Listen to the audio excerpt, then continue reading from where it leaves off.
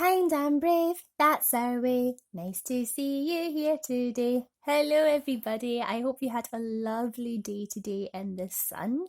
So we are moving swiftly on with chapter 22. Are we ready, City Llama?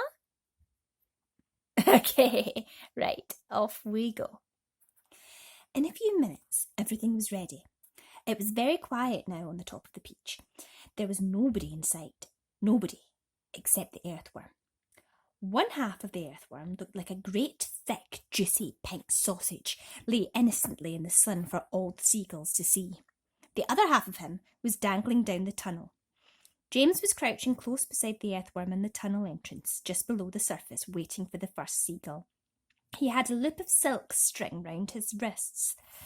The old green grasshopper and the ladybird were further down the tunnel, holding onto the earthworm's tail, ready to pull him quickly in out of danger as soon as James gave the word.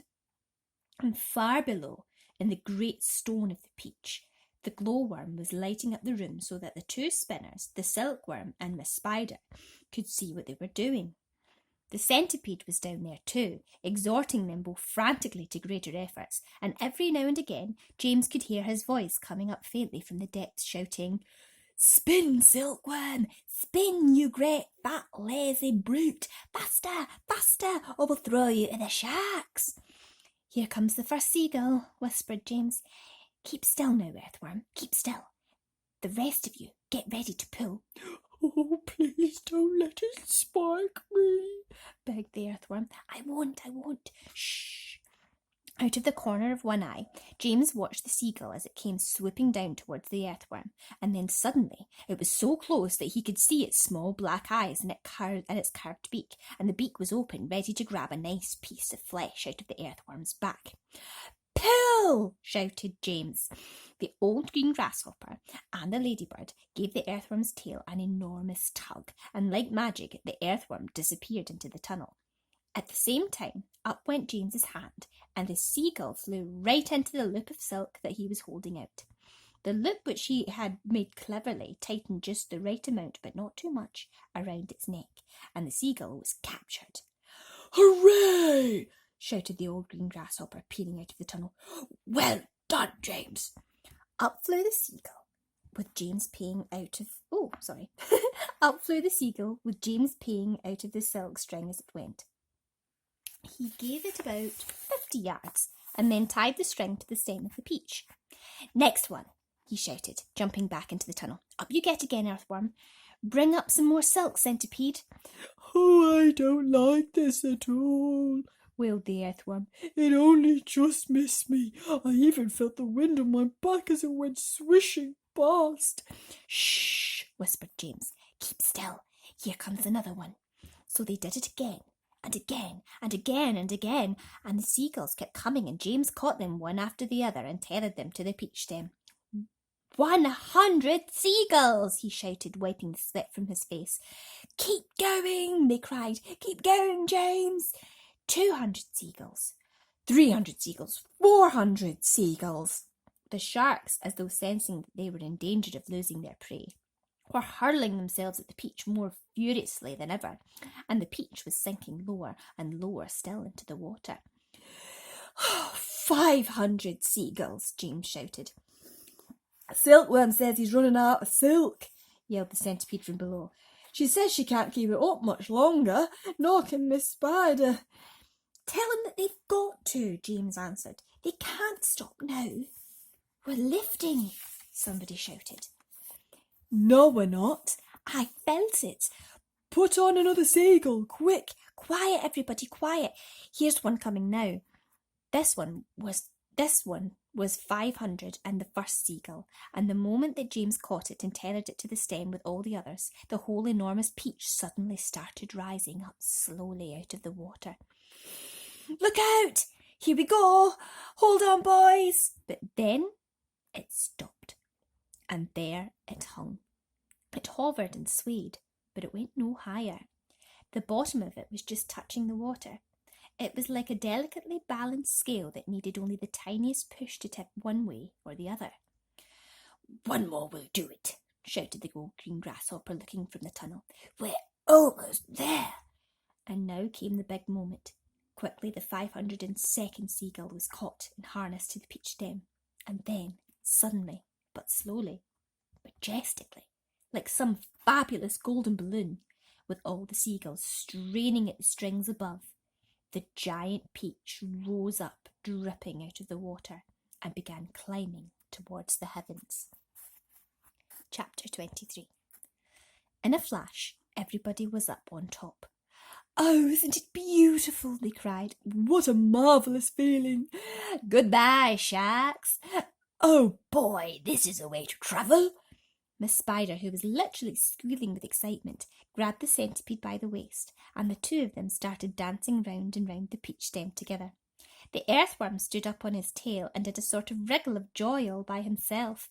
The old green grasshopper kept hopping higher and higher in the air. The ladybird rushed over and shook James warmly by the hand. The glowworm, who at the best of times was very shy and silent, sat glowing with pleasure near the tunnel entrance. Even the silkworm, looking white and thin and completely exhausted, came creeping out of the tunnel to watch this miraculous ascent. Up and up they went, and soon they were as high as the top of a church steeple above the ocean. "I'm a bit worried about the peach," James said to the others as soon as they all stopped dancing. "I wonder how much the damage the sharks have done to it underneath. It's quite impossible to tell from up here." "Why don't I go over the side and make an inspection?" Miss Spider said. "It'll be no trouble at all, I'm sure you." And without waiting for an answer, she quickly produced a length of silk thread and attached the end of it to the peach stem. "I'll be back in a jiffy," she said. And then she walked calmly over to the edge of the peach and jumped off, paying out the thread behind her as she fell. The others crowded anxiously around the place where she had gone over. "Wouldn't it be dreadful if the thread broke?" the ladybird said. There was a rather long silence. "Are you all right, Miss Spider?" shouted the old green grasshopper. "Yes, thank you," her voice answered from below. "I'm coming up now." And up she came, climbing foot over foot up the silk thread, and at the same time tucking the thread back cleverly into her body as she climbed past it. "Is it awful?" they asked her. "Is it all eaten away?" "Are there great holes in it everywhere?" Miss Spider clambered back onto the deck with a pleased but also rather puzzled look on her face. "You won't believe this," she said, "but actually there's hardly any damage down there at all. The peach is almost untouched. There are just a few tiny pieces out of it here and there, but nothing more." "You must be mistaken," James told her. "Of course she's mistaken," the centipede said. "I promise you I'm not," Miss Spider answered. But there were hundreds of sharks around us." "They churned the water into a froth. We saw their great mouths opening and shutting." "I don't care what you saw," Miss Spider answered. "They certainly didn't do much damage to the peach." "Then why did we start sinking?" the centipede asked. "Perhaps we didn't start sinking," the old green grasshopper suggested. "Perhaps we were all so frightened that we simply imagined it." This, in the point of fact, was closer to the truth than any of them knew. A shark, you see, has an extremely long, sharp nose, and its mouth is set very awkwardly underneath its face and a long way back. This makes it more or less impossible for it to get its teeth into a vast, smooth, curving surface such as the side of a peach. Even if the creature turns on its back, it still can't do it, because the nose always gets in the way. If you have ever seen a small dog trying to get its teeth into an enormous ball, then you will be able to imagine roughly how it was for the sharks and the peach. "It must have been some kind of magic," the ladybird said. "The holes must have healed up by themselves." "Oh, look! There's a ship below us!" shouted James. Everybody rushed to the side and peered over. None of them had seen a ship before.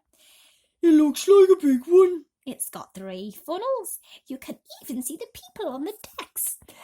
"Let's wave to them. Do you think they can see us?" Neither James nor any of the others knew it, but the ship that was passing beneath them was actually the Queen Mary sailing out of the English Channel on her way to America. And on the bridge of the Queen Mary, The astonished captain was standing with a group of his officers, all of them gaping at the great round ball hovering overhead. "I don't like it," the captain said. "Nor do I," said the first officer. "Do you think it's following us?" said the second officer. "I tell you I don't like it," muttered the captain. "It could be dangerous," the first officer said. "That's it," cried the captain. "It's a secret weapon. Holy cats! Send a message to the Queen at once. The country must be warned. And give me my telescope." The first officer handed the telescope to the captain. The captain put it to his eyes. "There's birds everywhere," he cried. "The whole sky is teeming with birds. What in the world are they doing? And wait a second. There are people on it. I can see them moving. There's a... do I have this darn thing focused right? It looks like a little boy in short trousers. Yes, I can distinctly see a little boy in short trousers standing up there. And there's a sort of giant ladybird." Now, just wait a minute, Captain," the first officer said. "And a colossal green grasshopper." Captain," the first officer said sharply. "Captain, please. And a mammoth spider." "Oh dear, he's been at the whiskey again," whispered the second officer. "And a simply enormous centipede," screamed the captain. "Call the ship's doctor," the first officer said. "Our captain is not well." A moment later, the great round ball disappeared into a cloud, and the people on the ship never saw it again. Chapter 24. But up on the beach itself, everyone was still happy and excited. "I wonder where we'll finish up this time," the earthworm said. "Who cares?" they answered. "Seagulls always go back to land sooner or later." Up and up they went, high above the highest clouds, the peach swaying gently from side to side as it floated along. "Wouldn't this be perfect time for a little music?" the ladybird asked. "How about it, old grasshopper?" "With pleasure, dear lady," the old green grasshopper answered, bowing from the waist. "Oh, hurrah! He's going to play for us!" they cried, and immediately the whole company sat themselves down in a circle around the old green grasshopper, and the concert began. From the moment that the first note was struck, the audience became completely spellbound, and as for James, never had he heard such beautiful music as this. In the garden at home on summer evenings, he had listened many times to the sound of grasshoppers chirping in the grass, and he had always liked the noise that they made. But this was a different kind of noise altogether. This was real music. Chords, harmonies, tunes, and all the rest of it. And what a wonderful instrument the old green grasshopper was playing on. It was like a violin. It was almost exactly as though he were playing upon a violin. The bow of the violin, the part that moved, was his back leg. The strings of the violin, the part that made the sound, was the edge of his wing. He was using only the top of his back, the thigh, and he was stroking this up and down against the edge of his wing with incredible skill, sometimes slowly, sometimes fast, but always with the same easy flowing action.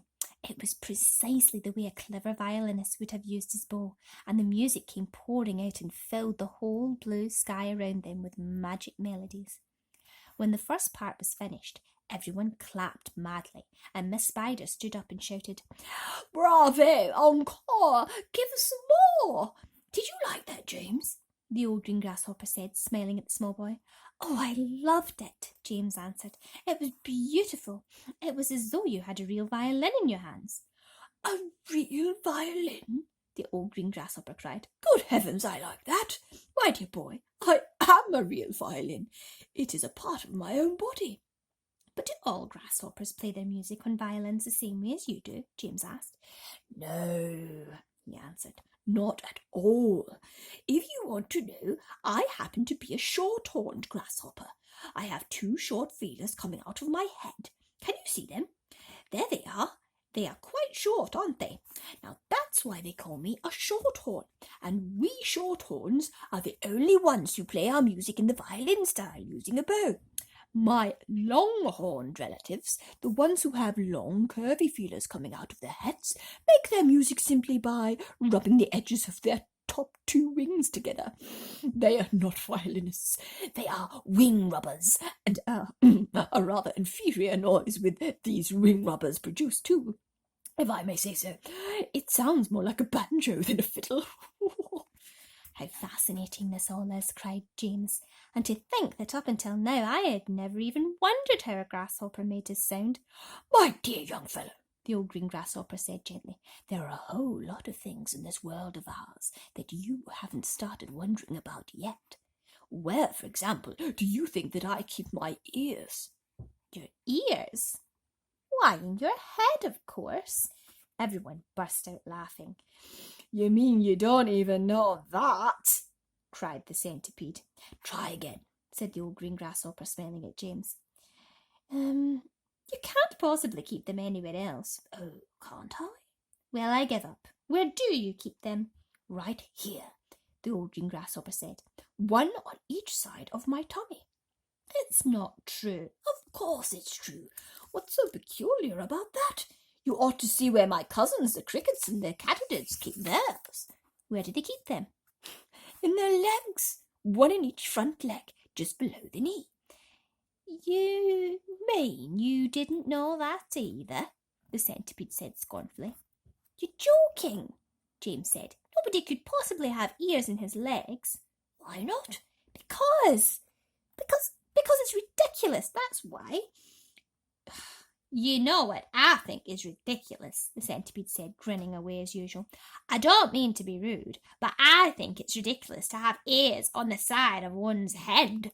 It certainly looks ridiculous. You ought to take a peek in the mirror some day and see for yourself. Pest, cried the earthworm. Why must you always be so rude and rambunctious to everyone? You ought to apologise to James at once. Oh, very good. Well, I'm glad they got away from the sharks and now they're flying high through the sky. So, we'll see what they're up to next time. Good night, everybody.